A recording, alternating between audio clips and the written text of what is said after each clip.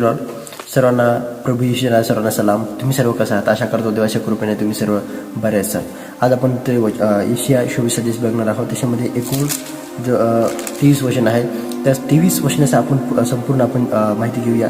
आणि ती भविष्यवाणी आहे. आणि यशामध्ये ती भविष्यवाणी जे या जगाचा अंतबद्दल सांगत आहे. त्या जगाचा शेवट कसा होईल आणि त्या शेवटच्या काळामध्ये लोकांचं काय हाल होतील ते या वचनाबद्दल आपण बघणार आहोत. कृपया करून देवाचे वचन तुम्ही लक्ष द्या व्यवस्थित आणि देवाचं वचन तुम्ही अभ्यास करा. पहिले देवाचं वचन म्हणत आहे की पहा, परमेश्वर पृथ्वी रिक्त करीत आहे, तिला असोड करीत आहे, तिला विरूप करीत आहे व तिच्या रहिवाशाशी दरादन करीत आहे. तेव्हा जशी लोकांशी, तशी याजकाशी, साखराशी तशीच धन्याशी, दासीशी तशी धनिकीशी, विकत घेणाऱ्याशी तशी विकत देणाऱ्याशी, सावकारी तशी कुळाशी आणि धनुकाशी तशी ऋणकाशी स्थिती होईल. पृथ्वी अगदी रिक्त होईल, तिची लूट होईल, कारण परमेश्वर हे वचन बोलला आहे. हालेलुया. देवाचं वचन म्हणत आहे आणि ही देवाची ही भविष्यवाणी आहे. आणि देवाचं वचन पुढचं म्हणत आहे की पृथ्वी शकाकुल खुश झाले आहे, जग जरूर खुश झाले आहे, पृथ्वीवर अप्रतिष्ठा जग जर्जर झाले आहे, पृथ्वी आपल्या रहिवाशाकडून भ्रष्ट झाले आहे, कारण त्यांनी नियमाचे उल्लंघन केले आहे, विधीचे अतिक्रमण केले आहे व सनातन करार मोडीला आहे. देवाचं वचन म्हणत आहे की या लोकांमुळे देवाचं वचनाचं लोकांनी उल्लंघन केलेलं आहे आणि देवाचे नियम मोडले आहेत. त्यामुळे पृथ्वीला चाप आला आणि देवाचा क्रोध भडकला आणि त्यावेळेस या लोकांची कशी हालत होणार देवाचे वचन सांगत आहे. आणि सर्वप्रथम आपण देवाचं वचन पाळतो तेव्हा आपल्याला नवा करार माहिती आहे आणि त्यानुसार आपण जीवन जगत आहोत आणि म्हणत आहोत की पश्चाताप करा. आणि आज पश्चाताप करणे किती गरजेचे आहे हे देवाचं वचनाकडून आपल्याला लक्ष द्यावं लागेल. आणि 6 वचन म्हणते, 5 वचन म्हणते, पृथ्वी आपल्या रहिवाशाकडून भ्रष्ट झाले आहे, कारण त्यांनी नियमाचे उल्लंघन केले आहे, विधीचे अतिक्रमण केले आणि सनातन करार मोडीला आहे. हालेलुया. जो पृथ्वीचा ज्यामधून आपलं जीवन होतं, ज्यामधून लोकांचं राहणीमान आणि लोकांचं जीवन होतं, तेच नियम लोकांनी मोडले. मनुष्य देवाच्या नजरेमध्ये अपराधी झाला आणि त्याच्यामुळे पृथ्वीला शाप आला. हालेलुया. 6 वचनामध्ये, याच तो पृथ्वी शापाने ग्रसिली, तिचे रहिवासी पापाचे फळ भोगीत आहे, पृथ्वीचे रहिवासी जडून भस्म झाले आहेत, मानव थोडे सुरले आहे. हालेलुया.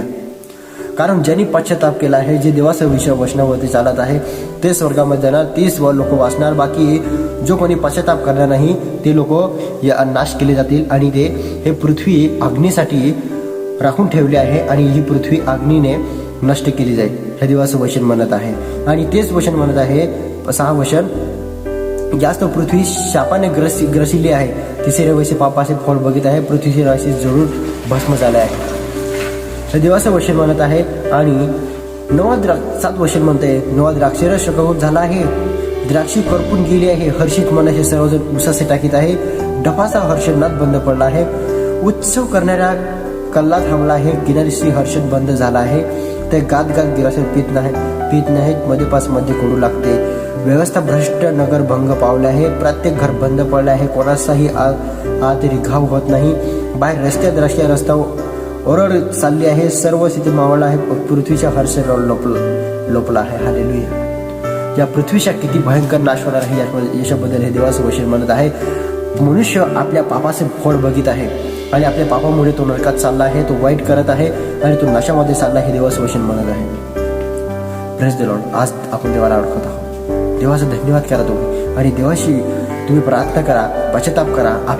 आपल्याकडून जे काही घडले, जे चुकीचे आपण जे आयुष्य जगलोय, आपण चुकीचं लाईफ जगलेलो आहे आणि त्याच्याबद्दल देवाकडे या आणि माफी मागा आणि आपलं जीवन चांगलं करा. कारण येणाऱ्या दिवसामध्ये भयंकर अशी परिस्थिती येणार आहे, त्या अग्नीने आपण जडणार आहोत. आपण जर पश्चाताप केला नाही तर देवाचं वचन आपल्याला पुढे काय होणार याच्यामध्ये आपल्याला सावध करण्यासाठी ही आपण जर हे पाहिलं तर 24 अध्यायामध्ये आपण पूर्ण वचन पाहिलं तर 6 वचन म्हणत आहे, 26 अध्याय आणि 6 वचन म्हणत आहे की हे पृथ्वी पापाने ग्रासली आहे, कोणी देवाला विश्वास करणारा नाही किंवा देवावर विश्वास करणारे लोक नाही, किंवा खूप लोक थंडावत आहेत आणि ते लोक देवाच्या वचनाकडे दुर्लक्ष करत आहे, हे देवाचं वचन म्हणत आहे. आणि देवाचं वचन म्हणत आहे की पृथ्वी शापाने ग्रासली आहे आणि त्या पापाचे आणि तिचे रहिवासी पापाचे फळ भोगीत आहे. आणि ही पृथ्वी आगीने जळून भस्म होत आहे. Praise the Lord. हे देवाचं वचन म्हणत आहे ही पृथ्वी आता पहिले तर पाण्यामुळे नाश झाली, पण आता जी नाश होणार आहे ती म्हणजे अग्नीने नष्ट केली जाईल. हे देवाचं वचन आपल्याला नवा करारामध्ये पण पाहायला मिळत आहे. तर ही जी भविष्यवाणी आहे ती भविष्यवाणी आपल्याला या यशिया 24 पाहायला मिळत आहे. येणाऱ्या दिवसामध्ये जे वाईट होणार आहे, पृथ्वीचा नाश होईल आणि जो सूर्य आहे तो प्रकाश द्यायला सोडून देणार आहे, तो फिका पडून देणार आहे आणि जे वाईट लोक आहेत त्यांची हालापेष्टा होणार आहे. ही पृथ्वी आगीने नष्ट केली जाईल, हे देवाचं वचन म्हणत आहे. Praise the Lord. आणि देवाचं वचन म्हणत आहे की आपल्या पृथ्वीवरती अनेक लोक नुसते जे लोक देवाला विसरले किंवा देवाच्या वचनावरती चालत नाही, त्या लोकांची खूप अपेष्टा होतील आणि त्यांची हालअपेष्टा एवढ्या आहेत की ते त्यांच्याकडून ते सहन होत नाही. इतकी हालअपेष्टा या पृथ्वीवरती होत आहे. कारण याचं जबाबदार याचं कारण म्हणजे माणूस आणि मनुष्य त्या नियमाला तो व्यवस्थित पाळले नाही, नियमाचे उल्लंघन केले, नियमावरती राहिले नाही, देवाच्या वचनावर राहिला नाही आणि त्याच्यामुळे त्याच्या जीवनामध्ये श्राप आला, या पृथ्वीला श्राप आला आणि देवाचा क्रोध भडकला आणि पृथ्वीवरती नाश आला आणि पृथ्वीला नाश करण्याचा आणि तो उद्देश झाला. हे देवाचं वचन म्हणत आहे. कारण देवाला पाप आवडत नाही. जर पाप असेल ते अग्नीमध्ये टाकले जाते. हालेलुया. आणि देवाचं वचन हेच म्हणत आहे आपल्याला की ही पृथ्वी आगीसाठी राखून ठेवली आहे. ते दिवशी नाश नक्की होईल, सर्वांचा नाश होऊन जाईल आणि ते पृथ्वीविषयी आणि जो न्यायाचा दिवस आहे, पृथ्वीविषयी परमेश्वराचा जो न्याय आहे तो आपल्याला यशियामध्ये या भविष्यवाणीमध्ये आपल्याला पाहायला मिळत आहे.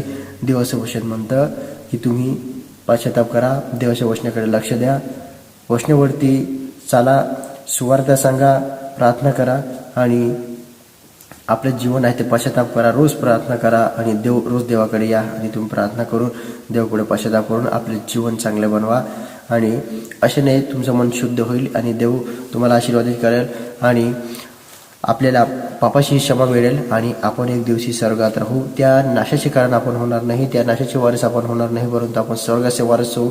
या देवाचं वचन म्हणत आहे. तुम्ही कुठेही असा, तुम्ही कोणतेही काम करत आहात, देवाच्या वचनाला लक्ष द्या, देवाच्या वचनाकडे लक्ष ठेवा. तुम्ही देवाच्या वचनाला तुम्ही स्थान द्या, प्रार्थना करा आणि वाईटपासून दूर राहा. वाईट बघू नका, वाईट ऐकू नका, वाईट बोलू नका. देवाचं वचन म्हणत आहे. तर या प्रकारे आपले जीवन जगा. देव तुम्हाला आशीर्वादित करो. आमेन.